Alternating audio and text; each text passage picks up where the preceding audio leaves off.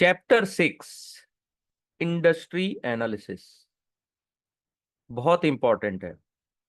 ठीक है, बहुत बहुत ज्यादा इंपॉर्टेंट। यहीं से क्वेश्चंस आते हैं जो एग्जाम में कंफ्यूजन क्रिएट करते हैं, आपको इतना ज्यादा कंफ्यूज करते हैं कि आपको समझ नहीं आता है इसका आंसर ए है, बी है, सी है, डी है, क्या है। कई बार आज के डेट में ऐसे भी क्वेश्चंस आने लगे हैं जिसमें दो ऑप्शंस लगते हैं, दो ऑप्शन सही लगते हैं। ठीक है, अगर अपन इस चैप्टर को चैप्टर वाइज अगर अपन डिटेल में स्टडी करें ना, तो कोई भी चैप्टर या कोई भी क्वेश्चन पूछ दे, कहीं से भी पूछ दे, बन जाता है। ठीक है, आज मैंने अपनी क्लास में बताया कि देखिए डेरिवेटिव का इंपॉर्टेंस क्या है। लास्ट जो क्लास हुई थी, आज डेरिवेटिव कॉन्ट्रैक्ट के कारण ही इंडसइंड बैंक में 26% डाउन साइड आया। ठीक है, चलिए ये तो अलग चीज है, अपन क्लास स्टार्ट करते हैं। तो किसी भी चीज को सिंसियरली पढ़ना और डिटेल में पढ़ने का एडवांटेज क्या होता है, वो मैंने अपने डेरिवेटिव के स्टूडेंट्स को बताया था। ठीक है, तो वैसे ही हमको इंडस्ट्री एनालिसिस भी करना है ना, तो इसको डीप स्टडी करेंगे तो कई जगह आपको मार्केट में ये बहुत हेल्प करेगा। ठीक है, तो पहला इंडस्ट्री एनालिसिस में अपन क्या क्या पढ़ने वाले हैं। Role of industry in fundamental analysis, challenge in defining a industry, industry को डिफाइन कैसे किया जाता है, बहुत डिफिकल्ट प्रोसेस है। इंडस्ट्री की cyclicity, market sizing, trend analysis, secular trend क्या होता है, वैल्यू माइग्रेशन क्या होता है, बिजनेस की लाइफ साइकिल क्या होती है। और अगर आप में से कोई एग्जाम पहले दिए होंगे उनको पता होगा कि porter 5 force model, pastel model, BCG analysis, SCP, यहां से तो क्वेश्चन आते ही आते हैं। कई बार तो केपीआई का फुल फॉर्म पूछ देता है। केपीआई क्या है, की इंडस्ट्रीज है। ठीक है, और रेगुलेटरी फ्रेमवर्क क्या होते हैं टैक्सेशन में। ठीक है, तो इकोनॉमिक एनालिसिस क्या होता है, अपने को हेल्प करता है whether business in general is likely to grow in foreseeable future और डिक्लाइन, फ्यूचर में डिक्लाइन करेगा कि बढ़ेगा। वैसी इंडस्ट्री एनालिसिस में क्या हेल्प होती है अंडरस्टैंडिंग में, how each industry would be impacted, industry को इंपैक्ट कितना पड़ेगा करंट इकोनॉमिक कंडीशंस में, इकोनॉमी की अभी कंडीशन क्या है और कौन सी इंडस्ट्री को कितना इंपैक्ट पड़ेगा। ठीक है, इंडस्ट्री एनालिसिस में बहुत सारे क्वेश्चंस आते हैं। ठीक है, यानी कि हमारे माइंड में अगर अच्छे से स्टडी करें तो ऐसा था, what is the industry in which the company operate, company है लेकिन कौन सी इंडस्ट्री में ऑपरेट कर रही है। इंडस्ट्री का लेवल होता है ना एक, यानी कि कौन सी इंडस्ट्रीज में है, बहुतों को नहीं पता होता है, फिर भी स्टॉक्स में ब्लाइंडली ट्रेड करते हैं। How much does it impact, अगर सिक्लिकल ट्रेंड आया इकोनॉमी में तो उस इंडस्ट्री या उस कंपनी का क्या हालत होने वाला है, इंडस्ट्री का पोटेंशियल साइज कितना है, इंडस्ट्री का परफॉर्म कैसा था पास्ट में, और अगर पास्ट में परफॉर्मेंस अच्छा था तो की ड्राइवर्स क्या थे उसके जो परफॉर्मेंस को अचीव करने में हेल्प किए। ठीक है, कॉम्पिटिशन्स का लेवल कितना है इंडस्ट्री में, और कंपटीशन है तो प्राइसिंग पावर कैसे अफेक्ट होता है। ठीक है, what are the various secular trend that affect the industries, secular trends जो अफेक्ट करते हैं इंडस्ट्री को। ठीक है, और रेगुलेटरी हैंड वाइन, यानी कि रेगुलेशंस के कारण क्या इफेक्ट पड़ता है कंपनीज में। ठीक है, जो इंडस्ट्री को इफेक्ट करते हैं कंपनी को। ठीक है, तो डिफाइनिंग द इंडस्ट्री। ठीक है, industry analysis is the define the industry in which the company operate, industry analysis में अपने को यह पता चलता है कि कौन सी कंपनी कौन से इंडस्ट्री से बिलोंग करती है।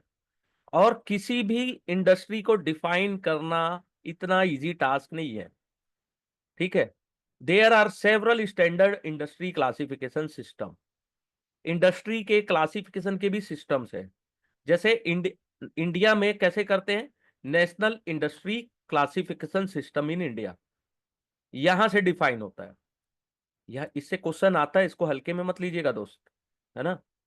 स्टैंडर्ड इंडस्ट्री क्लासिफिकेशन सिस्टम में national industry classification system in India, India में ग्लोबल में global industry classification standard, GICS, full form आता है। जीआईसीएस क्या है, गए गोल हो गए वहां पे।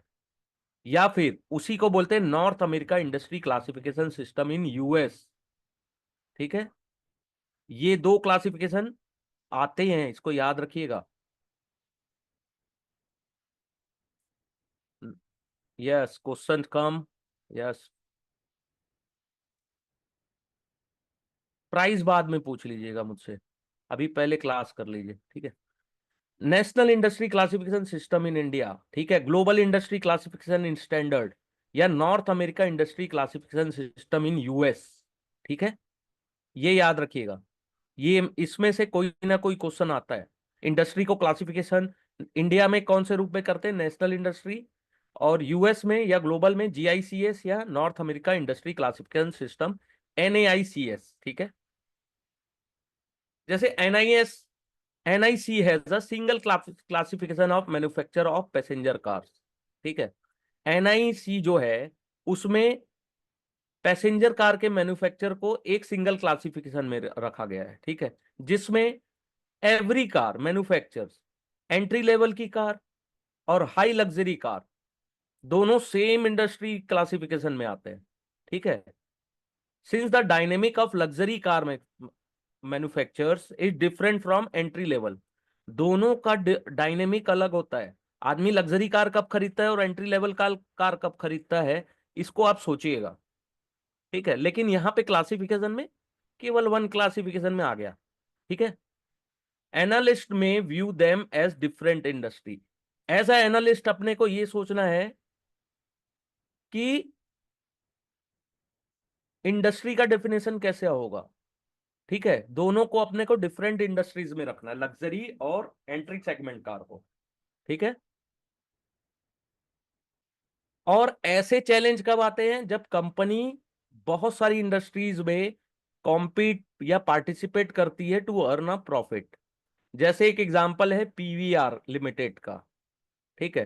PVR cinema compete with satellite channel over the top platform, OTT platform, इसका फुल फॉर्म भी आता है ओवर द टॉप प्लेटफॉर्म्स, ठीक है। पीवीआर सिनेमा, इनका कंपटीशन सैटेलाइट से भी है, ओवर द ओटीटी से भी है, सच एज नेटफ्लिक्स और हॉटस्टार, टू अट्रैक्ट ऑडियंस। वैसी सिनेमा इंडस्ट्री में इनका कंपटीशन होता है लाइव थिएटर्स, लाइव परफॉर्मेंस या स्पोर्टिंग लीग से। जैसे आईपीएल चलता है तो मूवी लोग कम देखने जाते हैं, तो पीवीआर के लिए वो निगेटिव है। आजकल पीवीआर भी लाइव आईपीएल मैच दिखाना स्टार्ट कर दिए हैं, लेकिन वो एक कंपटीशन का पार्ट है इनका, ठीक है। तो पीवीआर का कंपटीशन किससे हो गया, OTT platform like Netflix and Hotstar.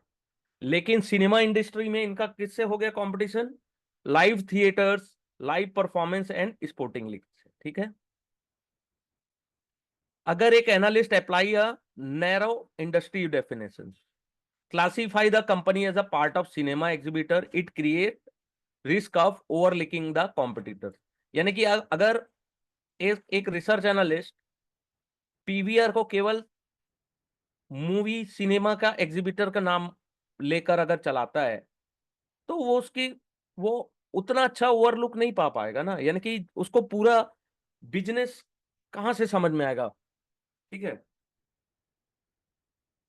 अगर इसको ब्रॉडर डेफिनेशन में देखा जाए तो इनका जो कंपटीशन है उनका कैसे होना चाहिए, इंटरटेनमेंट मीडिया इंडस्ट्री में या out of home entertainment industry से, ठीक है। इससे मच ब्रॉडर क्लासिफिकेशन मिलेगा और आपको ज्यादा से ज्यादा समझ में आएगा कि पीवीआर रियल में क्या कर रहा है, ठीक है। सेकंड है, सेकंड देखिएगा, ये एग्जांपल इसलिए मैं डिटेल में बता रहा हूं, यहां से कई बार क्वेश्चन पीवीआर से ही पूछ देगा, ठीक है। जैसे कैमरा मैन्युफैक्चरिंग है, is is the another example, यानी कि कौन से इंडस्ट्री में इसको आप रखोगे। पहले क्या था, कैमरा एक स्टैंड अलोन प्रोडक्ट था, लेकिन जब से मोबाइल फोन आया जिसमें बिल्ट इन कैमरा आ रहे हैं ना, ऑटोमेटिक बना हुआ, तो एंट्री लेवल के कैमरे थे वो तो खत्म हो गए ना, हाई टेक्नोलॉजी मोबाइल फोन आ गए। तो मिड टीयर को भी आज के डेट में कंपटीशन फेस करना पड़ रहा है मोबाइल फोन से, ठीक है। आज के डेट में मोबाइल फोन में जो अच्छे अच्छे कैमरे आ गए उससे क्या हो रहा है, आपको मिड टीयर कैमरा खरीदने की भी जरूरत नहीं पड़ रही है। तो केवल कैमरे को आप, if camera are defined as stand alone, यानी कि आपका कंपटीशन केवल कैमरे से, ऐसा नहीं, आपका कंपटीशन मोबाइल फोन से भी है। तो उस आपको ऐसा सेगमेंट बांटना पड़ेगा, आपको ऐसी थिंकिंग लानी पड़ेगी, ठीक है, ब्रॉड थिंकिंग। और एनालिस्ट को, एक रिसर्च एनालिस्ट को केयरफुल कंसीडर करना चाहिए various factor that drive the business. जो बिजनेस को ऊपर ले जा रहे हैं तो उसके फैक्टर्स क्या है, और classify it as a part of industry group which have such common driving factors. Analysts believe that PVR Limited business is driven by people propensity to spend time outside their home. Analyst को क्या believe है कि PVR limited का जो business है वो outside home जाके movie देखना पीपल का जो है उससे क्रिएट हो रहा है। लेकिन इसको आउट ऑफ द होम आपने डिफाइन कर दिया, ठीक है। लेकिन if the business is largely driven by peoples propensity to consume movie content, तो इसको इंटरटेन मीडिया में भी पार्ट आपको डिफाइन करना पड़ेगा, ठीक है। तो ये एनआईसी का एग्जांपल दिया है, ठीक है, नेशनल इंडस्ट्री क्लासिफिकेशन। फिर आता है सेकंड जो आता है जीआईसीएस। इसका यूज किस में होता है? Widely used in financial sector for global investors. On the other hand it is a 4 tiered hierarchical industry classification system. इसमें 4 tiers होते हैं जीआईसीएस में। पहला होता है sector, industry group, industries and सब इंडस्ट्रीज, ठीक है। और ये भी डिवाइड रहते हैं 11 सेक्टर्स में, 25 इंडस्ट्रीज ग्रुप में, 74 इंडस्ट्रीज में और 163 सब इंडस्ट्री में। यानी कि जो सेक्टर है वो 11 सेक्टर्स है, इंडस्ट्री ग्रुप 25, इंडस्ट्रीज 74 और सब इंडस्ट्री 163, ठीक है। यहां पे एक एग्जांपल दिया गया है कि जीआईसीएस के द्वारा, ग्लोबल इंडस्ट्री क्लासिफिकेशन स्टैंडर्ड के द्वारा किसी भी कंपनीज को कैसे डिफाइन करना है। सेक्टर, इंडस्ट्री, ठीक है, सेक्टर के बाद इंडस्ट्री ग्रुप, इंडस्ट्रीज, फिर सब इंडस्ट्रीज, ठीक है। यहां से भी कई बार क्वेश्चंस आते हैं। जीआईसीएस को 4 tier में बांटा गया है, sector, industry group, industries and सब इंडस्ट्रीज, ठीक है। ये याद रखिएगा, ये बहुत इंपॉर्टेंट है। एक बार इसको भूल जाइए आप, मान लीजिए इसको एक बार देख लिए तो ठीक है समझने के लिए, लेकिन मेन जो चीज याद रखना है 4 sector, sectors, industry group, industry and सब इंडस्ट्री, ठीक है। फिर अंडरस्टैंडिंग द इंडस्ट्री साइक्लिसिटी, ये बहुत इंपॉर्टेंट है बॉस, ठीक है, अंडरस्टैंड करना। तो पहला होता है डिफेंसिव इंडस्ट्रीज, ठीक है। डिफेंसिव मीन्स डिफेंस के प्रोडक्ट नहीं है। These are the industry that create product and service that have low income elasticity. Fall or rise in income does not affect the demand significantly. ठीक है, price के बढ़ने और घटने से इनकी डिमांड में कोई फर्क नहीं पड़ता है। This industry experience minimum impact on account of economic cycles. Economic cycle up down कैसे भी जाए, इसमें मिनिमम इम्पैक्ट पड़ता है, ठीक है। Their business prospect are affected only by secular trend, ठीक है। अगर आपने लास्ट क्लास अटेंड किया होगा तो सेक्युलर ट्रेंड्स में ये थोड़ा सा इफेक्ट करते हैं कि उसका कोई अच्छा अल्टरनेट आ गया हो तब। जैसे है foods, agriculture inputs, health care, ठीक है। ये ऐसी इंडस्ट्रीज है जो डिफेंसिव इंडस्ट्रीज है ना, foods, agriculture input and health care. Semi cyclical industries जिसमें experience growth in sale during the expansionary phase, यानी कि इकोनॉमी अगर ऊपर जा रहा है, एक्सपेंड कर रहा है, तो इसमें ग्रोथ देखने को मिलेगा, और डिक्लाइन होगा ड्यूरिंग रिसेशनरी फेज। यानी कि ये ऐसा ऊपर जा रहा है तो इनका सेल ग्रोथ अच्छा होगा, रिसेशन में इनका डिक्लाइन ग्रोथ या ग्रोथ इन सेल में डिक्लाइन दिखता है, ठीक है। ये याद रखिएगा, कई बार आता है सेमी सिक्लिकल इंडस्ट्रीज में ग्रोथ कब दिखता है, तो एक्सपेंसरी फेज में दिखता है। डिक्लाइन कब दिखता है, तो रिसेशनरी फेज में। This industry do have some base level demand which help the industry to have reasonably help the sale in recessionary condition also, ठीक है। जैसे कंज्यूमर ड्यूरेबल इंडस्ट्रीज, ये आते हैं कंज्यूमर ड्यूरेबल इंडस्ट्रीज, ठीक है। फिर डीप सिक्लिकल्स क्या होते हैं? ऐसे इंडस्ट्रीज जिसका इकोनॉमिक साइकिल से या कमोडिटी साइकिल से बहुत ज्यादा इफेक्ट होता है, जैसे कैपिटल गुड्स इंडस्ट्री और स्टील एग्जिबिट्स। ठीक है, रिसेशनरी में क्या होता है, कैपिटल गुड्स और स्टील की जो कंपनीज होती हैं उनकी ग्रोथ या सेल्स में बहुत ज्यादा ड्रॉप होता है रिसेशन में, क्योंकि एक्सपेंड नहीं होते हैं। और मैसिव ग्रोथ देखने को मिलता है जब इकोनॉमी रिकवर करता है। तो स्टील, कैपिटल गुड्स, ये डीप सिक्लिकल होते हैं। इसके एग्जाम्पल भी आते हैं, तो प्लीज इसको अच्छे से याद रखिएगा। ठीक है,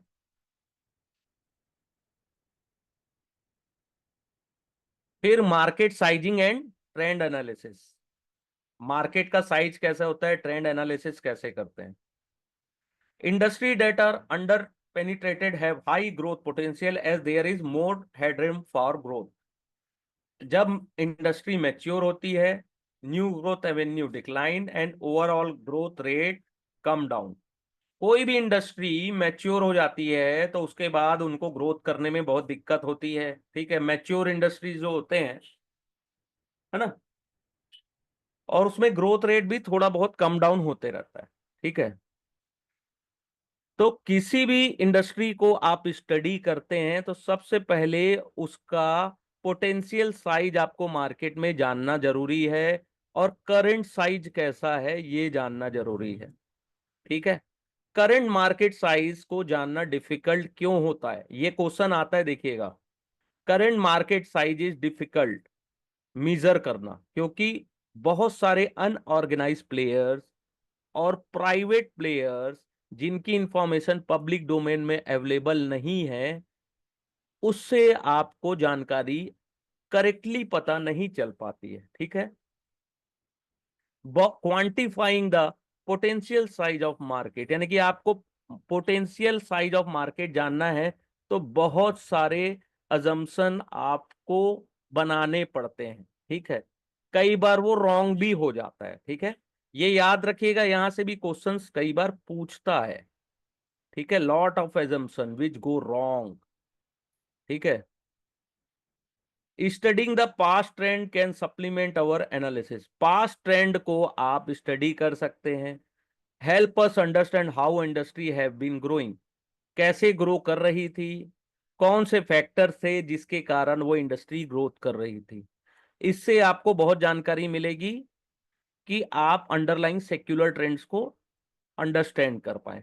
ठीक है, अब यहां से एक क्वेश्चन यहां से आता है कि मार्केट साइजिंग कैसे डन की जाती है, through either top down approach और बॉटम अप अप्रोच। ये बहुत इंपॉर्टेंट फैक्टर है, अगर आप मार्केट में एक्टिव हैं तो ये दो चीजें आपको सुनने को मिलती होगी, टॉप डाउन अप्रोच और bottom up approach. Top down approach में क्या करते हैं, we measure the size of market और industry starting from macro economic factor and arrive up to industry level. Macro economic factor से लेकर इंडस्ट्री लेवल तक आप स्टडी करते हैं, साइज देखते हैं। बॉटम अप अप्रोच में क्या करते हैं, we quantify the market by looking at individual company. Bottom up में एक एक कंपनी को क्वांटिफाई करते हैं, वहां से अपन डेटा कलेक्ट करते हैं और इंडस्ट्रीज की साइज का पता लगाते हैं। ये होता है बॉटम अप। ये दो फैक्टर से क्वेश्चन आएंगे, प्लीज गलत मत करिएगा, बहुत इजी है, टॉप डाउन और बॉटम अप। क्लास के साथ अगर आप रिवीजन करेंगे, थोड़ा बहुत आधा घंटा 45 मिनट भी अगर आप डेली क्लास के बाद भी टाइम निकालते हैं, trust me you can score more than 65 and easily score, अगर आप थोड़ी और मेहनत करते हैं तो 70% आपके इजिली आएंगे। ठीक है, डिपेंड करता है आपके ऊपर। इफ आपको क्वांटिफाई करना है total industry size of particular, तो आपको टॉप डाउन अप्रोच फॉलो करना है। ठीक है, टोटल इंडस्ट्री साइज को अगर क्वांटिफाई करना है तो कौन सा मेथड, टॉप डाउन अप्रोच। ठीक है, जैसे how many patient underwent the therapy, यानी कि एक थेरेपी का एग्जांपल दे रहे हैं, तो उसमें आप टॉप डाउन अप्रोच कैसे यूज करोगे। ठीक है, तो कितने पेशेंट उस थेरेपी को यूज कर रहे हैं या कितने लोगों ने लिया था, एवरेज एक्सपेंडिचर पर पेशेंट, यानी कि एक पेशेंट के पीछे कितना खर्चा आया, और कितने ने दोनों का लिया, यानी कि take the product of first and second to arrive at the revenue, यानी कि कितने लोगों ने थेरेपी ली और कितने पर पेशेंट कितना एक्सपेंडिचर लोगों ने खर्चा किया पेशेंट ने। तो इन दोनों के प्रोडक्ट से आपको रेवेन्यू पता चलती है, इसको बोलते हैं टॉप डाउन। बॉटम अप में क्या करेंगे आप रेवेन्यू देखेंगे ऑल हॉस्पिटल्स की जो ये थेरेपी प्रोवाइड करते हैं, और कितना इन्होंने अर्न किया revenue from this particular therapy, उससे आप इंडस्ट्री साइज का एग्रीगेट अनुमान लगा पाएंगे। ठीक है। All clear? यहां तक क्लियर हुआ सर? बहुत इजी है, यहाँ से क्वेश्चंस आते हैं, लोग स्टडी नहीं करते, इसलिए कई बार कंफ्यूजन के कारण भी स्कोर नहीं कर पाते।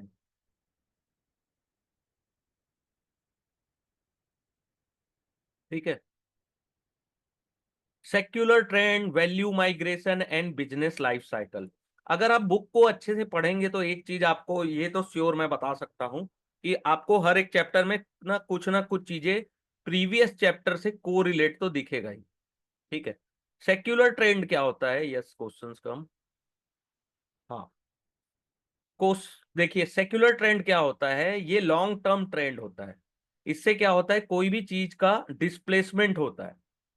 ठीक है। In production and consumption of goods, जैसे अपन ने लास्ट क्लास में देखा था कि डिजिटल प्रोडक्ट के आने से इंक और पेपर की डिमांड कम हो गई थी, है ना? लास्ट क्लास में अगर हमने देखा था, तो पहला होता है सेक्युलर ट्रेंड, क्या होता है? Technological advancement. New technology can cause disruption in many way. It can bring in new methodology in production of goods. It can provide alternative to a existing product or can create new consumption patterns. ठीक है। जो alternative existing product का alternate बन जाता है। ठीक है। जैसे इसमें एग्जांपल दिया है हॉरिजॉन्टल ड्रिलिंग टेक्नोलॉजी। उससे क्या हुआ? Exploration of shale gas. ठीक है। इससे क्या हुआ? जो प्राइस थे ना हाइड्रोकार्बन्स के, वो सिग्निफिकेंट डिक्लाइन हुए, क्योंकि इनसे सेल गैस का जो प्रोडक्शन है वो बहुत ज्यादा हाई हो गया। ठीक है। डिजिटल कैमरा ने रोल कैमरे को खत्म किया था, रील वाला कैमरा आता था, और मोबाइल कैमरे ने डिजिटल कैमरे का जो एंट्री लेवल का कैमरा है उसको खत्म कर दिया। अब बैटरी टेक्नोलॉजी के इंप्रूवमेंट से इलेक्ट्रिक व्हीकल्स की डिमांड बढ़ गई। Increase use of electric vehicle compare to fossil fuel driven vehicles. ये एग्जांपल याद रखिएगा, यहां से क्वेश्चंस आता ही है। डिजिटल कैमरा, बैटरी टेक्नोलॉजी, ये ड्रिलिंग टेक्नोलॉजी, क्वेश्चंस आता ही है। फिर होता है चेंज इन इनकम लेवल। आप इकोनॉमी जब ग्रो करती है ना, तो इनकम भी इंक्रीज होती है। उससे क्या होता है कि जो गुड्स एंड सर्विस होती है उसकी भी डिमांड बढ़ जाती है। पब्लिक क्या करती है? ज्यादा पैसे आती तो प्रीमियम प्रोडक्ट खरीदना शुरू करती है कंपेयर टू चीपर अल्टरनेटिव। अगर हमारी इनकम बढ़ जाए, हम अच्छे एनालिस्ट बन जाए, रिसर्च एनालिस्ट, हमारी इनकम महीने की 2-4 लाख रुपए हो जाए, तो अपन क्या करेंगे? आईफोन खरीदेंगे, लैपटॉप की जगह आईपैड, मैकबुक, ये सब चीजें यूज करेंगे। ठीक है। तो इनकम लेवल चेंज, उसके लिए इकोनॉमी का ग्रो होना जरूरी है। फिर डेमोग्राफिक चेंज। अगर किसी देश का कंजप्शन जो है country in term of age, gender and ethnicity में go under change over a period, तो उससे क्या होता है? दिस में cost change in the consumption pattern within the country. अगर आपका एज, जेंडर, एवरेज जो पॉपुलेशन है वो चेंज होती है, उससे क्या होता है? उससे भी चेंज, डेमोग्राफिक चेंज से भी कंजप्शन पैटर्न चेंज होता है। जैसे ये एग्जाम्पल आता है, देखना, इसको हल्के में मत लीजिएगा। मैं जब दिया था तो ये आया था। Ageing population in Japan has resulted in decrease in per capita consumption of beer. तो एजिंग पॉपुलेशन के बढ़ने से per capita consumption of beer decrease हुआ, इंक्रीज नहीं हुआ, डिक्रीज हुआ। जितने ज्यादा पॉपुलेशन जापान में एजिंग पीपल्स की बढ़ी, उससे per capita consumption of beer decrease हुआ। ठीक है, यहां से आता है क्वेश्चन। फिर है change in culture, taste and preference. Culture change are constant, gradual भी होता है। Sometime change can also sudden, driven by revolution, insurgency, social response to pandemic. This change can cause a change in consumption pattern of good and service. यहां से भी questions आते हैं। जैसे increase influence of western culture in Asian society, उससे क्या हुआ, higher demand for western clothing. Western culture ने जितना एशियन सोसाइटी में इन्फ्लुएंस बढ़ाया, उसके कारण आज के डेट में वेस्टर्न क्लॉथिंग की डिमांड ज्यादा है। ठीक है, ये भी आता है कई बार क्वेश्चंस। ठीक है सर, याद रखिएगा। फिर change in regulation and government policies. Regulation change हो रहा है, गवर्नमेंट के एक्शन चेंज हो रहे हैं। ठीक है, में ऑल्सो क्रिएट सेक्युलर ट्रेंड। जैसे जीएसटी के इंप्लीमेंट होने से लॉजिक्स, सर्टेन इफिशिएंसी इन लॉजिक इंडस्ट्रीज, लॉजिस्टिक इंडस्ट्रीज। ठीक है, इससे क्या हुआ, demand for purchase of new commercial vehicle reduce. ठीक है, रिड्यूस हो गया न्यू कमर्शियल व्हीकल्स का खरीदना। ठीक है, जीएसटी के क्रिएट होने से, इंप्लीमेंटेशन ऑफ जीएसटी, ये भी क्वेश्चन आता है। तो ये जो 5 पॉइंट मैंने बताया ना, इसको अच्छे से देख लीजिएगा, बहुत इजी है। जब न्यू सेक्युलर ट्रेंड आता है तो इससे क्या होता है, value migration between industry and between players. ठीक है, न्यू सेक्युलर ट्रेंड आता है। Also it also create a inflection point in business cycle of one or more affected industry. ठीक है, तो वैल्यू माइग्रेशन कैसे होता है। ठीक है, value migration happen when phenomenon create a long term advantage for one or more entities at the cost of other entities. The entity can that gain witness or increase its shareholder value while the other entity loss। एक company से दूसरे companies को, एक entity से को पैसे मिलना, दूसरे का लॉस। ठीक है, एक इंडस्ट्री में शिफ्ट हो जाते हैं। ठीक है, लॉन्ग टर्म के लिए। जैसे एग्जांपल है geographic migration. Geographic migration of value happen when secular trend help a country or geography as compare to other.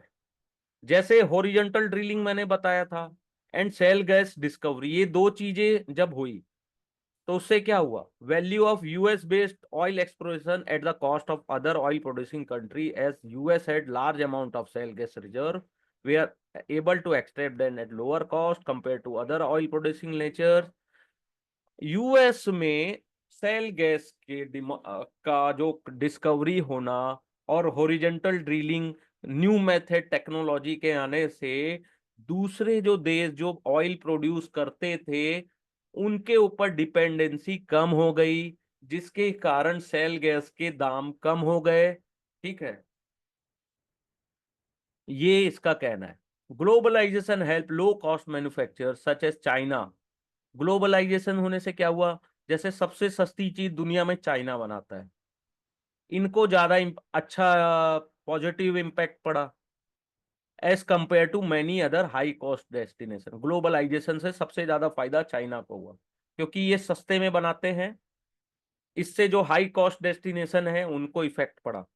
ठीक है, फिर cross industry migration. Cross industry migration कब होता है, one one industry gain at the cost of other. जैसे digital camera result is well massive decline of film roll industries. ठीक है, जब डिजिटल कैमरा का आविष्कार हुआ तो उससे क्या हुआ, फिल्म रोल इंडस्ट्रीज वो पूरी तरीके से डिक्लाइन हो गई। जिसके कारण कोडक जैसी बड़ी कंपनीज को अपना बिजनेस बंद करना पड़ा। तो ये क्रॉस इंडस्ट्री है, दोनों एक ही इंडस्ट्री के, लेकिन टेक्नोलॉजिकल चेंज किसने लाया? डिजिटल कैमरा ने। ठीक है।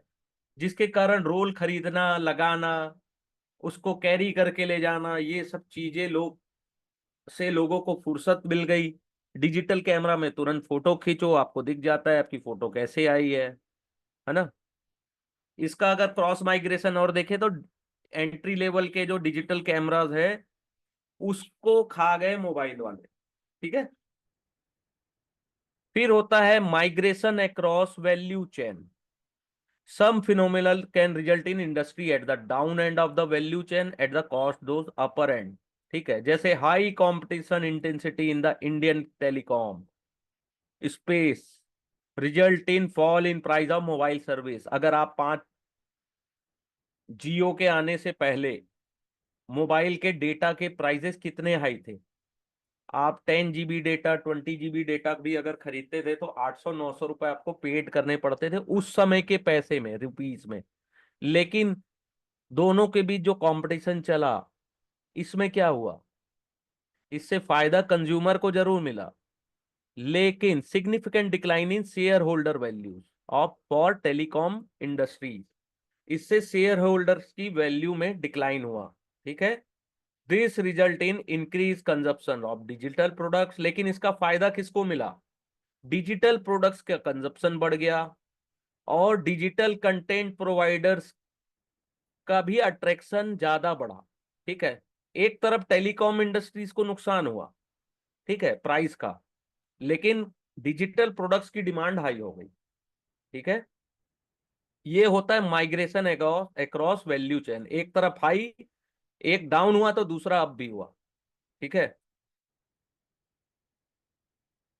फिर होता है migration across company in the same industry. Certain disruption में create new competition advantage for one company और में remove a competitive advantage enjoy by existing players. जैसे क्या हुआ, पहले एक समय था कि 2G के जमाने में, 2G टेक्नोलॉजी में रिसर्च इन मोशन या ब्लैकबेरी, उसके पास बहुत ज्यादा एडवांटेज था कॉर्पोरेट मोबाइल यूजर्स के पास के लिए। जब अगर आप 2010, 2008, 10 यानी 2013 तक भी ब्लैकबेरी एक ब्रांड था, जितने भी कॉर्पोरेट मोबाइल यूजर थे उनके पास वो ब्लैकबेरी का फोन होता ही होता था। मेट्रो सिटी में आप जाएंगे तो हर एक इंसान के हाथ में ब्लैकबेरी फोन रहता था, जबकि 2G का जमाना था। क्यों? क्योंकि मोबाइल डिवाइस से आपको ईमेल एक्सेस करने को मिलता था और अदर इंटरनेट सर्विस भी मिल जाती थी। ठीक है। With the advent of 2G technology many smartphone manufacture emerge और they were able to provide similar service. उससे क्या हुआ? ब्लैकबेरी का जो शेयर होल्डर वैल्यू है वो डिक्लाइन होने लगा और धीरे से एप्पल ने उसकी जगह ले ली और उन्होंने आज के डेट में वो सरताज बने हुए हैं।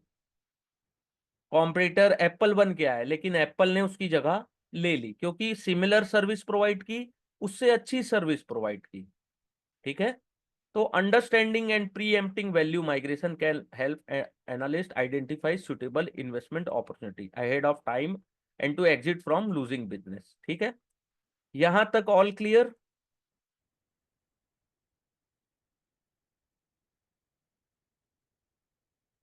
इसको समझते जाना है सर। चैप्टर 6 बहुत इंपॉर्टेंट।